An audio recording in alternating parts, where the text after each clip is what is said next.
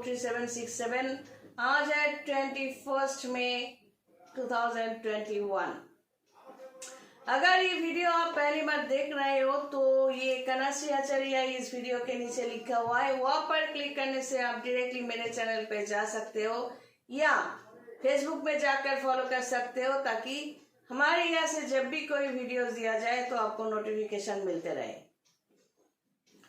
अगर मैं पसंद हूँ तो, और मुझसे कैसे काम करवाओगे या कैसे कंसल्टेंसी कैसे करोगे, क्या करोगे वगैरह वगैरह, तो वो मैंने कई बार बताया कि व्हाट्सएप में आपका डिटेल्स जो है, date of birth, place of birth, time of birth, हाथ की रेखा है, ये भेजना है और वेट करो। हमारे यहाँ से अकाउंट नंबर आपको मिलते ही आप कंसल्टेंसी फीस भेजोगे और उसके बाद वीडियो कॉन्फ्रेंस का टाइम शाम के टाइम पे दिया जाएगा। उस टाइम पे बैठकर थ्रू वीडियो कॉन्फ्रेंस हम बात करते आए हैं और करेंगे भी।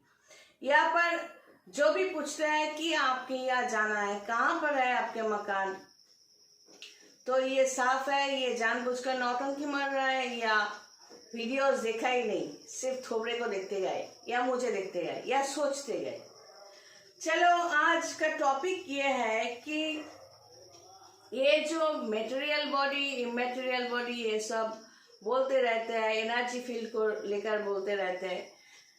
सब्जेक्ट यही है कि हम कौन है, हम लोग कौन है और एक्चुअली कैसे आए, कैसे जा रहे हैं, ये तो समझने की बात है।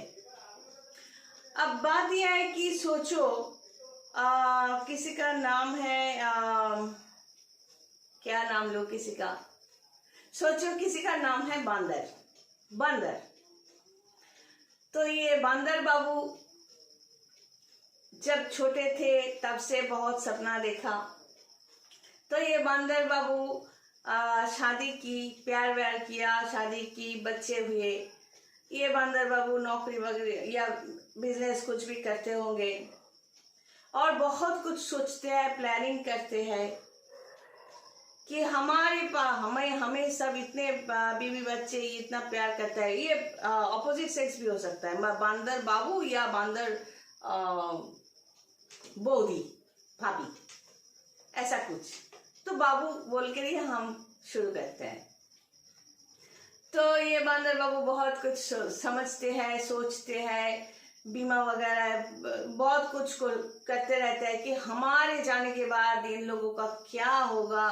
ये सोचते सोचते अपने खाने का तरफ ख्याल नहीं, किसी की तरफ ध्यान नहीं दिया, अपने हेल्थ की तरफ ध्यान नहीं दिया। नहीं, मेरे खाने से तो बहुत मुश्किल है, तो हम करते हैं बच्चों के लिए छोड़ देते हैं या लेकर चलते हैं, खुद की तरफ ध्यान ही नहीं दिया।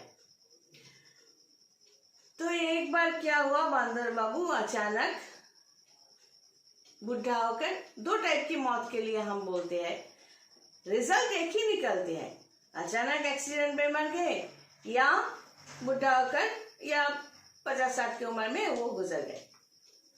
तब उसके आत्मा देखेंगे कि पत्नी तो रोते रोते थक के मारे, मतलब बहुत बुरा हाल है, बहुत दुख होगा, होना ही नॉर्मल है। लेकिन ये जो नियम कानून सब कुछ करेंगे, लेकिन 1 साल 2 साल बाद बंदर बाबू भगवान को पटाकर ये कहा कि हम कुछ दिन पत्नी और बच्चों के साथ होकर आते हैं। अब आने के लिए उसने पति को फोन किया। यकीनन पत्नी और बच्चे कहेंगे, क्या आप आओगे? अगर ये सच हो सकता, ओ आपका जो कमरा है ना, वो तो किसी और को दे दिया। तो इस तरह कई चीज वो बंदर बाबू फेस करेंगे।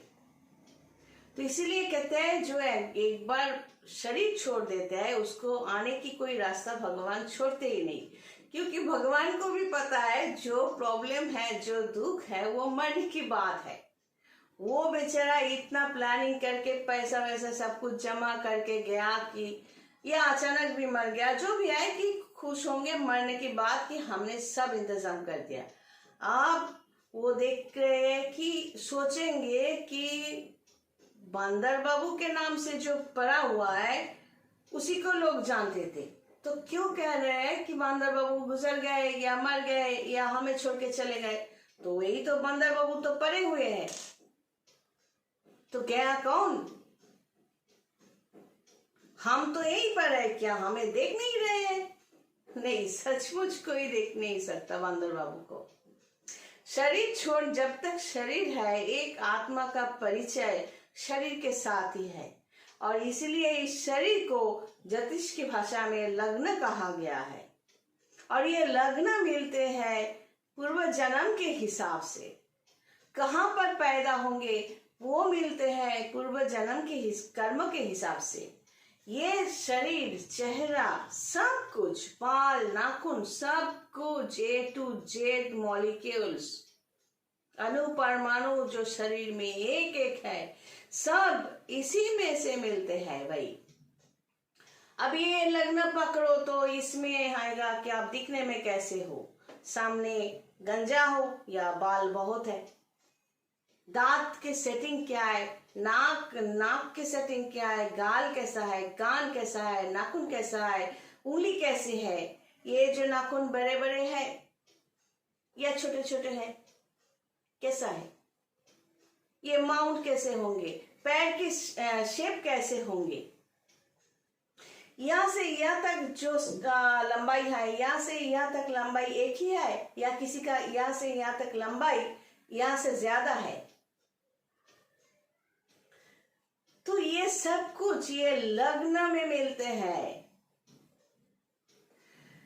फिर उसके बाद सेकंड हाउस मतलब फाइनेंशियल स्ट्रेंथ। जिस घर में आप पैदा होगे, माँ बाप की तरफ से आपके लिए कितना पैसा खर्चा किया जाएगा या आपको सपोर्ट मिलेंगे, सब पूर्व जन्मों के कर्म के अनुसार लेकर पैदा होते हैं हम लोग।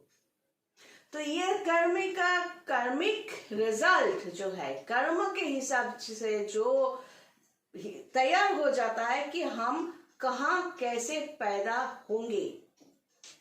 ये ऋण चुकता करने के लिए किसी के पास अगर बंदर बाबू का ऋण मतलब उसने किसी से उधार लिया था, तो वही उधार चुकता करने के लिए उसी के आजू बाजू में उसको आना ही पड़ेगा, फिर जन्म लेना पड़ेगा। तो ये ऋण चुकता करने के लिए हम लोग बार बार जन्म लेते हैं। सोचो, पास्ट बर्थ में बंदर बाबू ने मेरे लिए कुछ किया तो हम ऋणी हो गए थे, तो इस जन्म में हम भी बंदर बाबू के लिए कुछ करना चाहेंगे। तो इस तरह इसे हम लोग माया कहते हैं या कहते आए हुए हैं, हम नहीं कह रहे हैं भाई। सब मुनि ऋषि जो थे कहते थे ये माया है, संसार का मोह माया जो है यही है। हम ऐसा सोचते हैं। सिर्फ यही नहीं कि ये जो 8th हाउस होते हैं, एक को लग्न मेष राशि के हिसाब से ये वृश्चिक जो 8th हाउस होते हैं, इसे हर किसी के कुंडली में 8th हाउस होते हैं। और ये अष्टम घर के साथ जब 2-4 नेगेटिव कनेक्शंस मिल जाते हैं, तो हम उस बाधा को अगर अतिक्रम कर जाए तो हम जी सकते हैं। लेकिन मैक्सिमम लोग 8th हाउस के साथ जुड़े हुए कई बाधाएं जो ऑब्स्ट्रक्शन होते हैं, बीमारी वगैरह बहुत कुछ आ जाते हैं 6th हाउस को लेकर, 12th हाउस को लेकर, इस तरह कई नेगेटिव कंडीशंस का लेकर जब 8th हाउस यहाँ पर स्ट्रॉन्ग हो जाते हैं तो इंसान उसको ओवरकम नहीं कर सकते, जिसे मौत कहते हैं। तो ये जो एनर्जी फील्ड, ये जो इस तरह एनर्जी फील्ड हम कहते रहते हैं, ये एनर्जी फील्ड तैयार होते हैं हमारे कर्मों के हिसाब से। हम तैयार होते हैं, हमारे भाग्य तैयार होते हैं, और इसको इस भाग्य के हाथ में ही हम दम तोड़ेंगे, हार जाएंगे या जीत सकते हैं। सब कुछ यही पे लिखवा कर लाते हैं हम लोग। स्टैंप लगाकर भगवान डिस्पैच करते हैं फाइल। हम सब लोग एक एक फाइल है।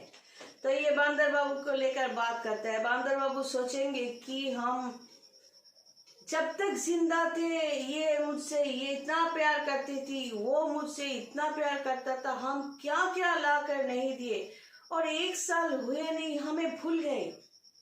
और वार्षिकी के दिन मतलब वो 1 साल पूरा होने के बाद जो रिचुअल्स होता है, जो नियम होते हैं, उस दिन इतना आंसू बहा रहे हैं सब मिलकर, हमें याद कर रहे हैं। और बाकी के दिन मेरा कमरा किधर है, मेरा पैसा किधर है, मेरा वो किधर है, मेरा ये कि क्या वो दे दिया, वो बेच दिया।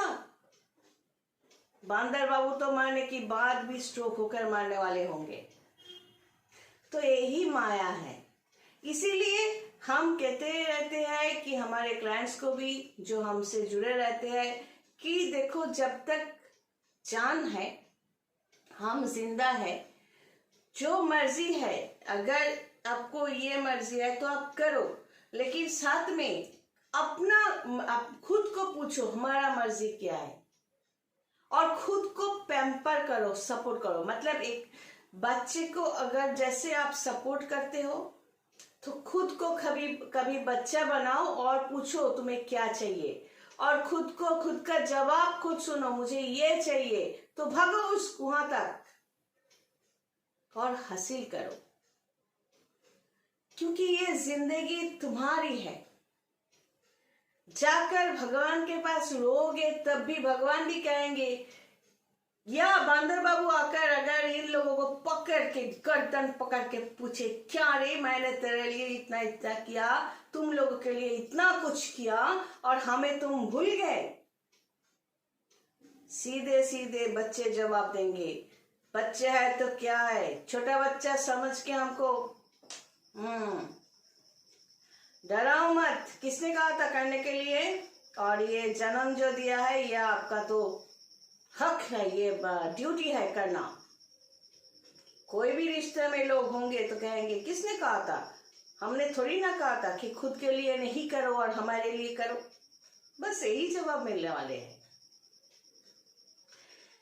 तो ये बंदर बाबू के तरह सब हम बन ना जाए, इसलिए हम हमेशा क्लाइंट्स को कहते हैं कि इस माया के चक्कर में आपको पसंद है पढ़ना तो पढ़ो, लेकिन खुद का जो विश है, ख्वाहिश है, सपना है, उसके पीछे भी भागने की कोशिश करो। अगर ऐसा है कि आपकी जो गाड़ी है वो आप फिर से चला नहीं सकते, कोई बात नहीं, किसी ऐसे को बुलाओ कि भाई तू जा रहा है उधर, तो मेरा गाड़ी में एक रस्सी डाल दे, मुझे खींच के ले जा, मेरा सपना ये था।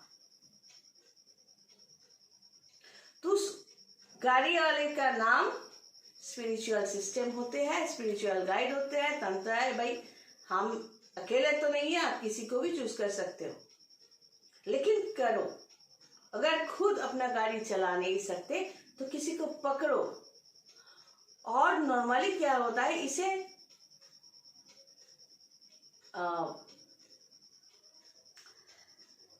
कुछ इस तरह नाम दिया गया है, रिश्तों के नाम, जिसे कहते हैं कि शादी के बाद हस्बैंड और वाइफ के अलावा किसी और के साथ रिश्ता। शायद इसीलिए इस रिश्ते को पैम्पर किया जाता है, इस रिश्ते को माना जाता है, क्योंकि शादी होने के बाद नॉर्मली क्या होता है, उस चक्कर में सब खो जाते हैं। तो जरूरी ये भी होता है, हम ये नहीं कह रहे कि अपना संसार छोड़ के आप दूसरे किसी रिश्ते में जाओ, नहीं, मुझे ब्लेम मत देना, ये होता है। लेकिन अगर चाहो खुद को पैम्पर करना, तो खुद के लिए खुद भी काफी हो, जरूरी है, मैंडेटरी नहीं है। मैं कह रही हूं जरूरी होता है कभी कभी कि तीसरा कोई रिलेशन, लेकिन मैंडेटरी नहीं है, ये भी समझना है। लेकिन मैं कई लोगों को देखा, ठीक भी किया है थ्रू काउंसलिंग, वो ये है कि कई ऐसे भी नौबत आ गए कि खुद का जो विश है, सपना है, टूटते टूटते एकदम किनारे पे आ गए। तब हमारे फर्स्ट में क्या होता है, इस तरह के केसेस में कंसल्टेंसी जो होता है 1 घंटे के हिसाब से हम लेते हैं, फिर चलता है काउंसलिंग, मतलब थ्रू वीडियो कॉन्फ्रेंस आप हमें शेयर करो। Of course instead of my visiting fees, मतलब थ्रू कंसल्टेंसी फीस जैसे हम फीस लेते हैं, तो 1 घंटे के हिसाब से वीडियो कॉन्फ्रेंस में आप शेयर करो आप चाहते क्या हो। अब देखो, मैं स्पिरिचुअल सिस्टम, तंत्र सिस्टम के बाहर जाकर भी इन सिस्टम को अप्लाई ना करके भी हम आपको अपने मंजिल तक पहुंचा सकती हूँ या नहीं, ये मेरा चैलेंज है और ये करती हूं मैं। कई लोग ऐसे थे कि जो मरने वाले सोच रहे थे कि आप मर ही जाओ, मेरा सब सपना खत्म हो गया, लेकिन हम जब ये भगवान की मर्जी आई कि आखिर तक मेरे पास आए और हमने मरने नहीं दिया, क्योंकि कई नेगेटिव्स हमने अपने जिंदगी में देखे आए, खून के रिश्तों में देखे आए। अगर हम मरे नहीं, मरने के बारे में सोचे नहीं तो हम किसी क्लाइंट जो मुझे पैसे दे रहे हैं उनको कैसे मरने दे, उनको कैसे टूटने दे हम? नहीं, मेरे किसी क्लाइंट को हम टूटते हुए नहीं दे सकते, नहीं देख सकते कभी। तो ये था आज का टॉपिक, बंदर बाबू। तो और कुछ हो ना हो, बंदर बाबू मत बनो। God bless, take care.